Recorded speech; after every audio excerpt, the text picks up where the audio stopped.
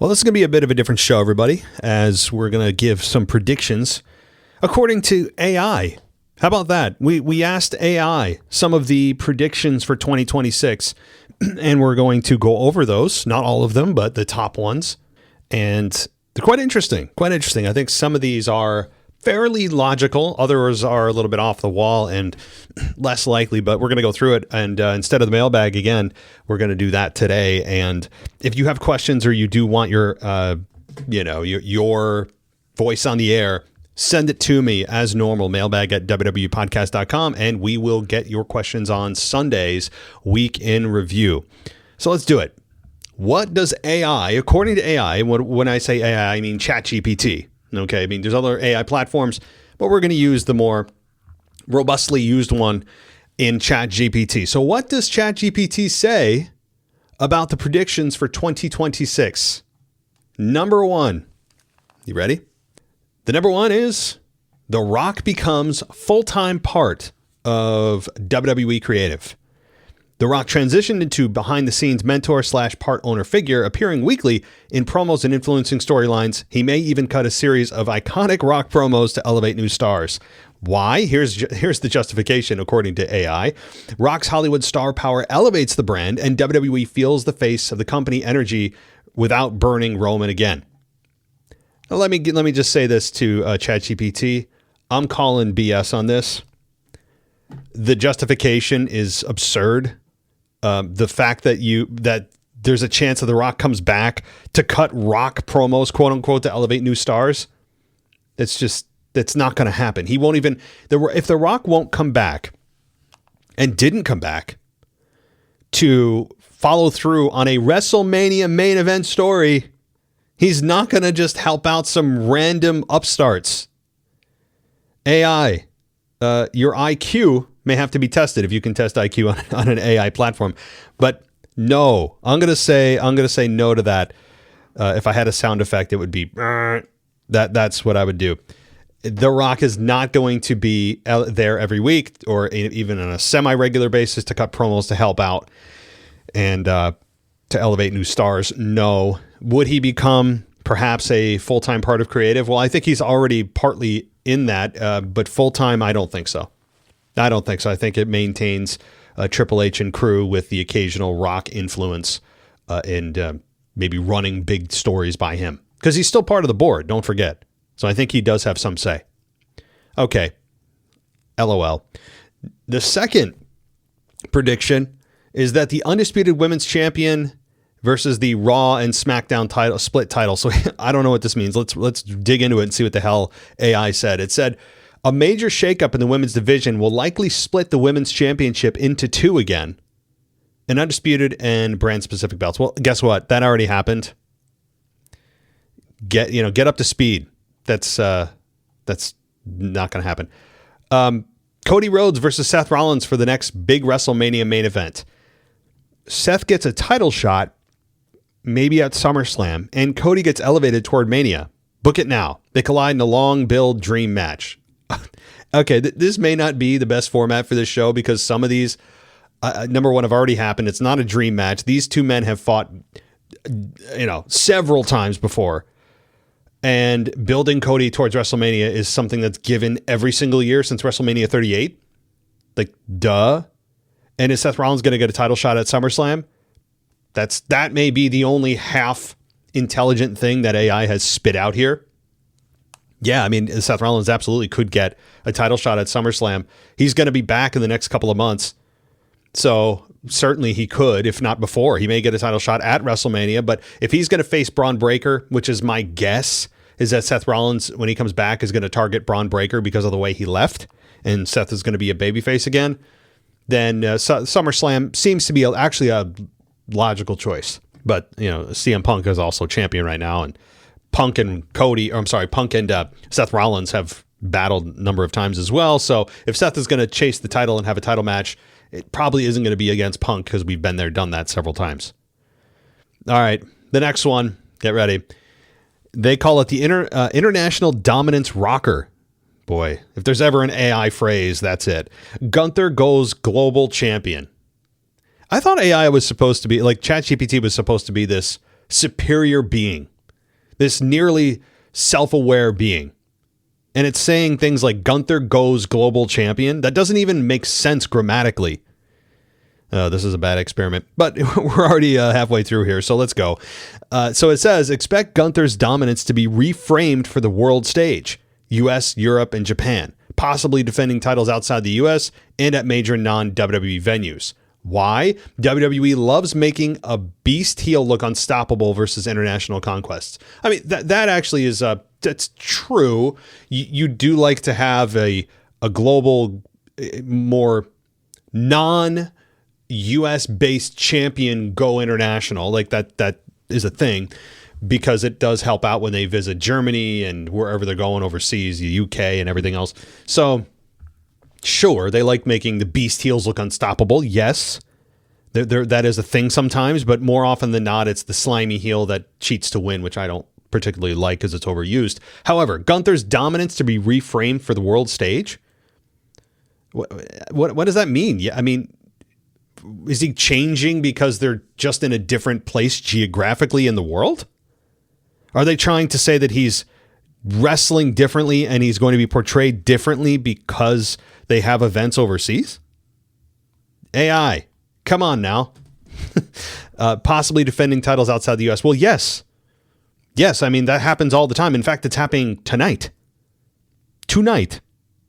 Not with Gunther, but still, okay. Oh, no. Guys, I'm not even sure. This is embarrassing. This is getting progressively more embarrassing for me because I didn't preview these before I hit record. I hope you guys are ready. This is according to ChatGPT in predictions for 2026. Okay, we're talking about 2026. Keep that in mind. Undertaker's final retirement angle.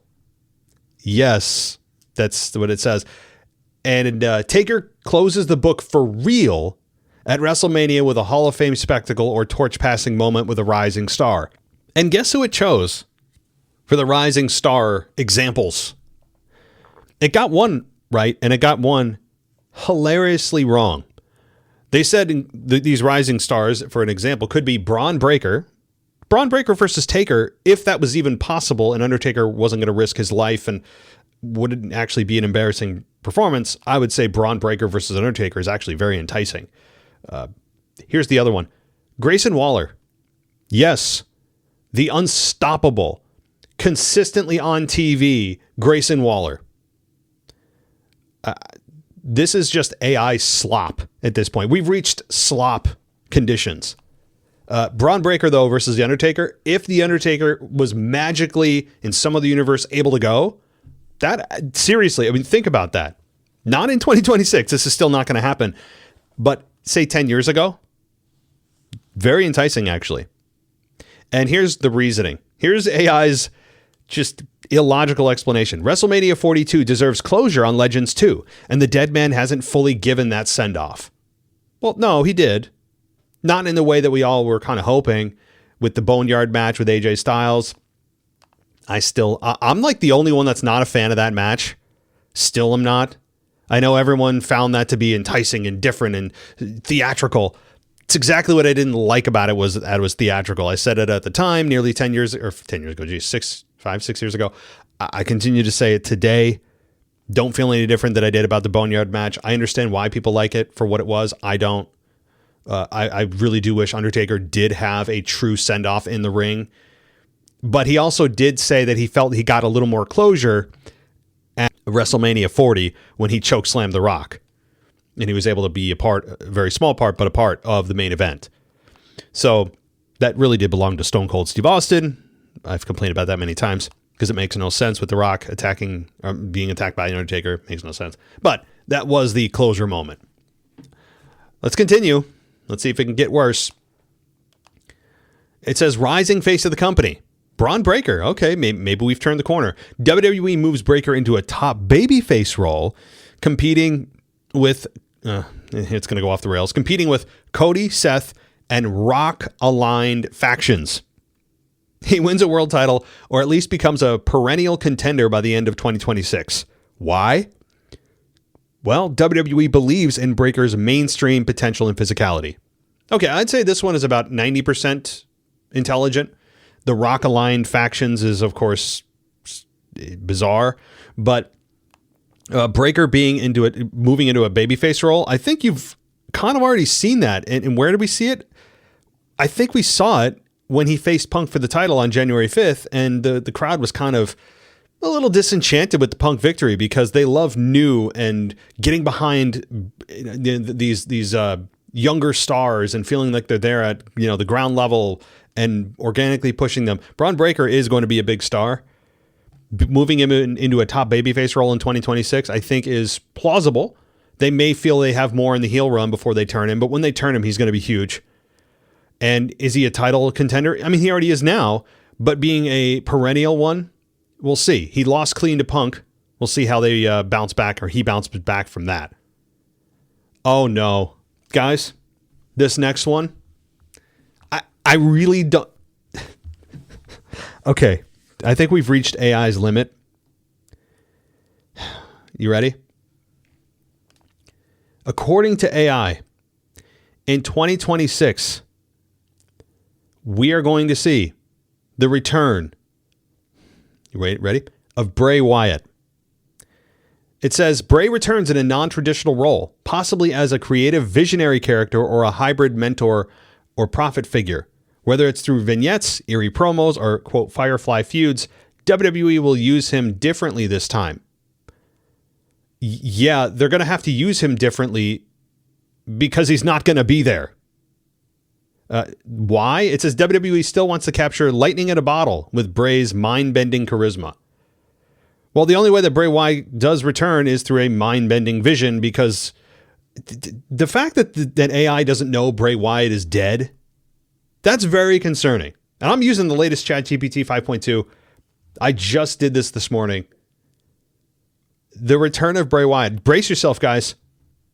Bray's returning this year. Maybe at the Rumble. Maybe he'll be the 30th entrant. Maybe he'll come back and work a casket match. Something like the Buried Alive. I'm getting a little distasteful, but you get my drift. I mean, come on. This is embarrassing. I probably should cut this segment out, but I'll leave it in and see what you guys say. I'm not making these up, by the way. This is directly from the AI. All right. A couple more. Cody Rhodes leads a honor versus ego faction war. This should be fun. Cody starts a stable of battle-tested babyfaces versus a selfish, star-built heel faction. Think Judgment Day 2.0. No, I don't want to think Judgment Day 2.0. I don't want to hear those two words put together ever again.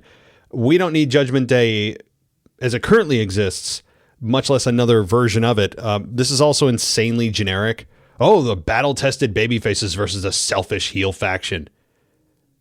That is, I mean, it is as generic and pedestrian as it gets to describe that program. I mean, what? It also says that feud is going to dominate multiple pay-per-views. So, first of all, pay-per-views don't exist. That's beside the point. So Cody's going to lead an honor versus ego faction war. Yes. That sounds very, very likely. Make sure they're battle-tested babyfaces, though. Otherwise, this is going to be wrong. And they have to be selfish, star-built heels. Otherwise, ChatGPT is not going to be happy. And by the way, the reason is that stable warfare creates decades of storytelling and elevates mid-card stars.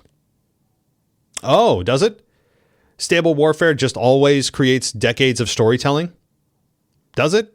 Might want to ask the Nexus or the Core.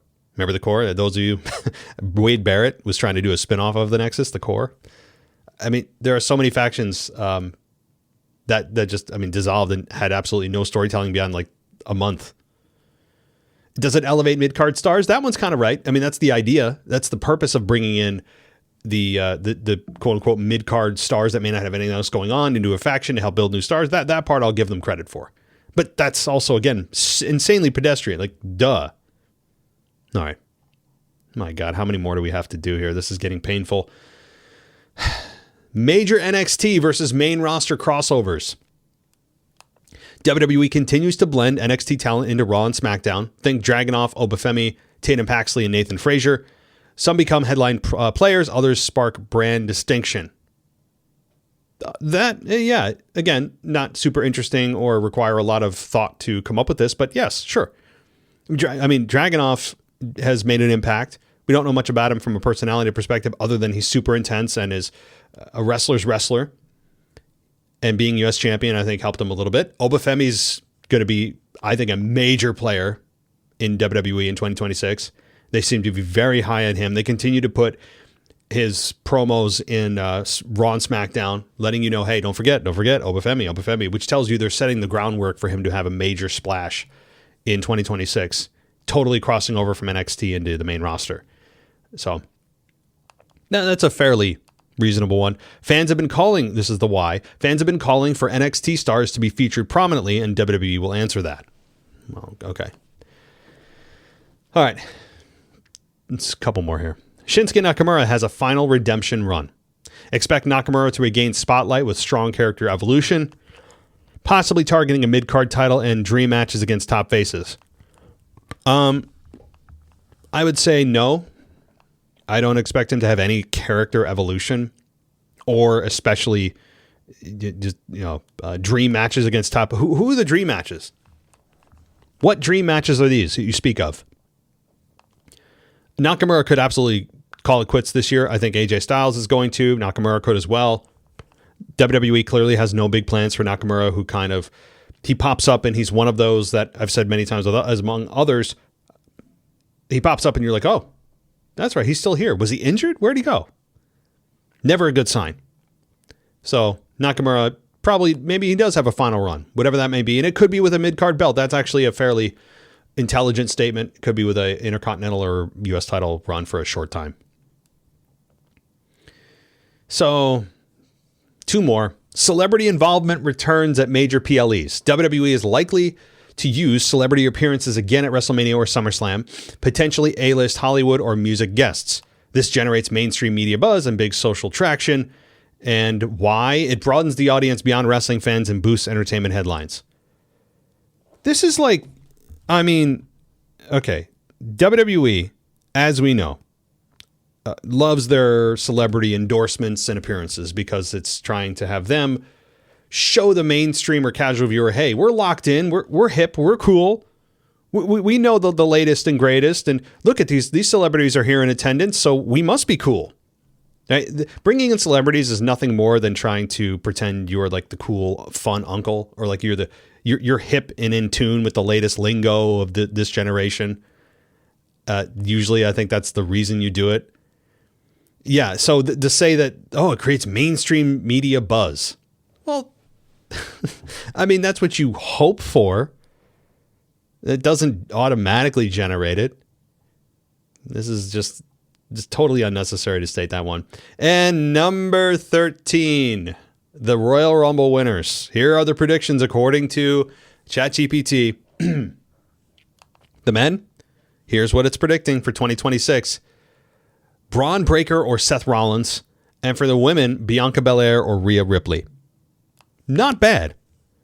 If Seth Rollins returns in 2026, at the Royal Rumble, it's possible he wins it, but there's no real story to try to slide him right into Punk versus Rollins. I think that's out. Seth Rollins ain't going to win the Rumble. Braun Breaker is a definite potential, but Roman Reigns is the favorite right now. LA Knight, don't forget about LA Knight. He's about to return to TV and make a big impact and, of course, go after the MFTs. Jacob Fatu specifically, I'm sure, maybe Solo, and make a big impact at the Rumble, but probably not win it. And then Bianca Belair, who is hopefully back from her 18-month-long finger injury, the longest finger injury in the history of professional athletes. In any professional sport. This may be the longest finger injury that kept him out of action ever. Rhea Ripley, boring choice. Sorry. Rhea Ripley's nicely placed in the women's tag team division right now. Just because it's WrestleMania season does not mean we need to automatically reposition Rhea Ripley into the women's title match. No. Rhea Ripley is a very boring choice.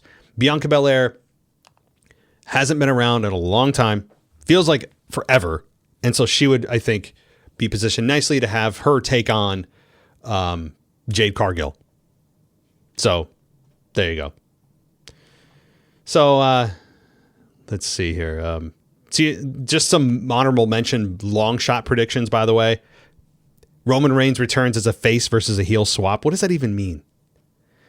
Ignore that. WWE signs a major former AEW star, such as Kenny Omega. I don't think Kenny Omega. I think he's under contract, by the way, for a while. No, I don't think they'll sign a major former star. You know the one I'm after, but I don't think it's going to be even plausible for the next year or so.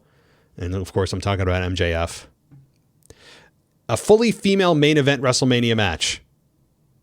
Why is that a long shot? I mean, we've already done it, but for it to happen in 2026, probably not. Interactive fan voting on a storyline direction. I like that. All right, we ended on a high note here. I like that. As the interactive fan voting on a storyline direction, yes. Please. Bring it on. Interactive fan voting on a storyline direction. We haven't had a Taboo Tuesday in a long time. I would love to see that again. It can be very sparingly used. I'm not saying to implement it in the cycle of PLEs every year, but to have it happen just kind of as a one-off and let the fans truly decide, then let's do it. Yes. We ended on a high note. For all that AI slop that ChatGPT just pumped out, it ended on a fairly high note. It did embarrass itself overall. I guess by association also have embarrassed myself by just reading this off. Now, what are my predictions? Just kind of some off the top of my head. I think Roman Reigns obviously does return to the Rumble. I think he probably will win the Rumble. They'll probably go with Cody Roman again. I'm not a fan of it. We all want Randy. I shouldn't say all. Most probably would want Randy versus Cody. I do see Bianca Belair winning the Women's Royal Rumble. Early prediction there. And as far as who's going to beat Seth Rollins for the championship, that's a good damn question. In looking ahead, Punk is probably going to lose the belt at WrestleMania, which means he would go into WrestleMania as world champion and hopefully be the main event of night one. I still truly believe that the main event is there's only one, and it is the last match of night two. I know that hurts a lot of people in their tummies and don't agree with me. Look, WWE has brainwashed you into believing there's multiple main events. No, there's not. That's why main event has always been a singular term. Main event has always been something that is special and that usually is the biggest draw for that particular night. The main event is always a singular thing. The semi-main event, I think, is a term that does exist. It means you're on before the main event. You're the second in line in terms of importance of why people are tuning in. But I am not one to believe that main events is a thing. Plural to me can't exist because the only main event is the last match of whatever night you're watching. And in WrestleMania's case, you're like, well, wait, WrestleMania 2 nights. Yeah, it is because they've split it into 2 nights to make more money, but it's still a singular event that they just decided to make it instead of 7 hours, 3.5 hours apiece, which I'm totally fine with, by the way. But that doesn't negate my point that there's still one main event per show. And WrestleMania is still one show, even if it's split into 2 nights. It can be split into 5 nights and they have 1 match or 2 matches per night. Doesn't matter to me. That's how I view it.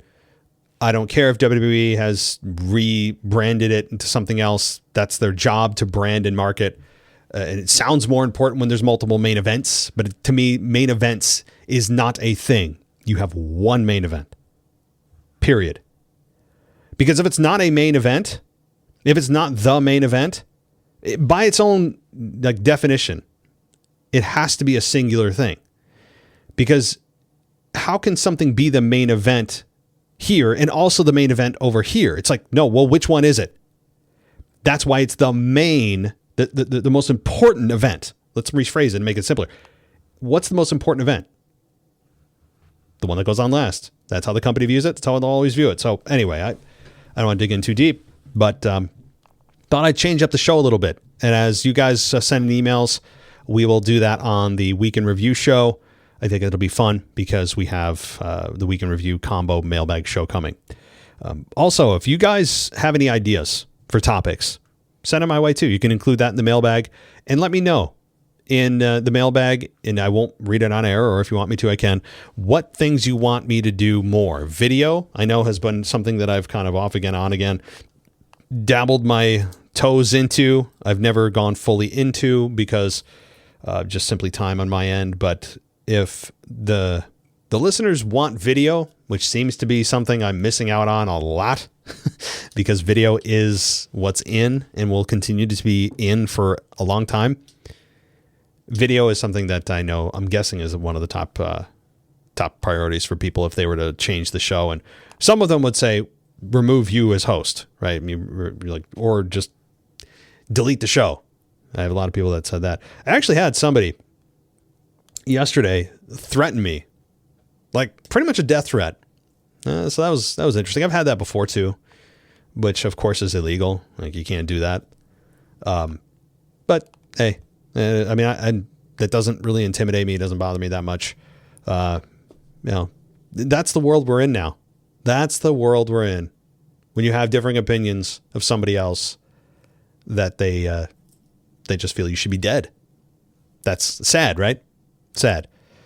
But anyway, I don't want to end this on a bad note. I hope you guys are going to have a great weekend. I'll be back again on Sunday with your weekend review.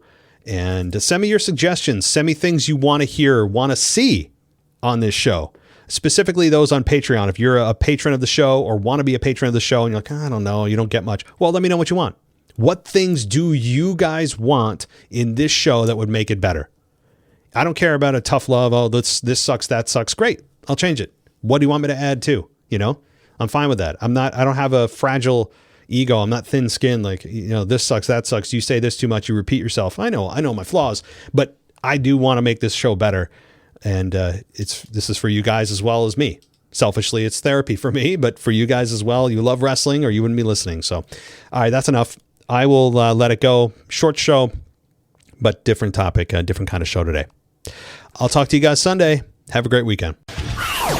Thanks for listening to the WWE Podcast. Don't forget to subscribe on your favorite podcast app so you don't miss a show, or head to WWEpodcast.com.